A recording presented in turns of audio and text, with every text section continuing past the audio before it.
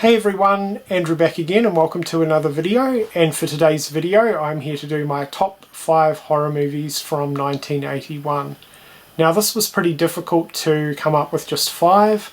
I could have easily done a top 10, probably even a top 20, because in my opinion this is definitely one of the best years for horror when it comes to the 80s decade. But I wanted to stick with my top 5 format, so yeah.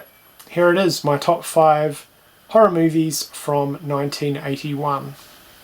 So, to kick things off, I'm going to go with Happy Birthday to Me, which may be a surprise to some of you that this is in my top 5.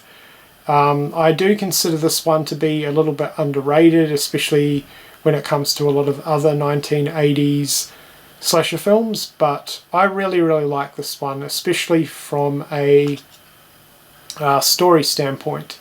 Now, slasher movies aren't normally known for their storylines, and this is where this one differs quite a bit. This is kind of like a giallo, because it really is a murder mystery slasher film, which I like. I thought they executed that really well. I like the story, the kills are unique, which is a big plus for me, and I liked the characters within this film as well, and I like the twist endings. So yeah, great little slasher. Happy Birthday to Me. Next up, probably no surprise that this is on my list, and in my opinion this one should be in everyone's list, and that is The Evil Dead. What an absolute classic. Yeah, I don't really need to talk too much about that because I'm sure everyone out there has seen this film. But yeah, one of my absolute favourite horror films, especially from 1981. But yeah, absolute classic. I love the cabin setting in this one. This one has fantastic atmosphere. Ash, I think, is a great character, and I love the special effects. They're fantastic. So yeah, that is The Evil Dead. And the next 3 are probably going to be absolutely no surprise to anyone. Next up is Halloween 2. Now, you guys have heard me talk about what I love about sequels countless times before, and this one does everything that I think a sequel should do, or a horror sequel should do. It ramps things up. So Michael is a lot more brutal in this one over the original film, which I like. The kills are certainly more ramped up, which again I absolutely like. This one has some fantastic and pretty iconic kills within this franchise, and I absolutely love the hospital setting. So yeah, absolutely banger sequel. That is Halloween 2.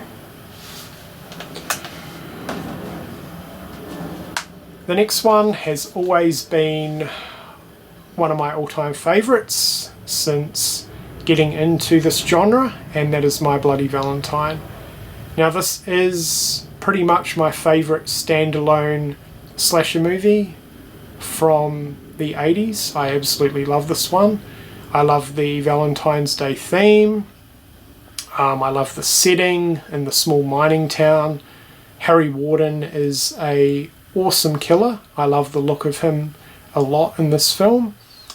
The characters are really good characters, which again, slasher films aren't really known for that, but these have really likeable characters for the most part, so that's a big plus for me.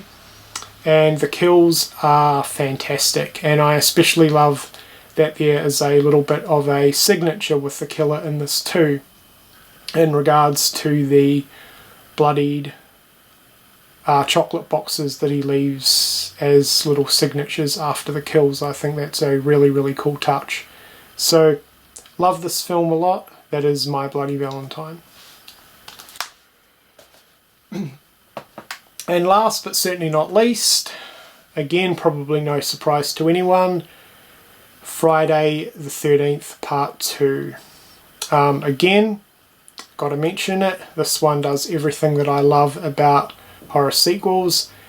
This one definitely ramps things up. In my opinion, this is 100 times better than the original Friday the 13th. I love the characters a lot in this one. Jason, the look of Jason, Sackhead Jason, he is absolutely awesome. But most importantly, this one has one of the greatest final girls in slasher history, being Ginny, played by Amy Steele. She is absolutely amazing in this film. But yeah, this is an absolutely phenomenal slasher film, and in my opinion, one of the few that I can 100% say, honestly, for me, is pretty much the perfect slasher. So yeah, that's Friday the 13th Part 2. So there you go, guys. That has been my top 5 horror movies from 1981.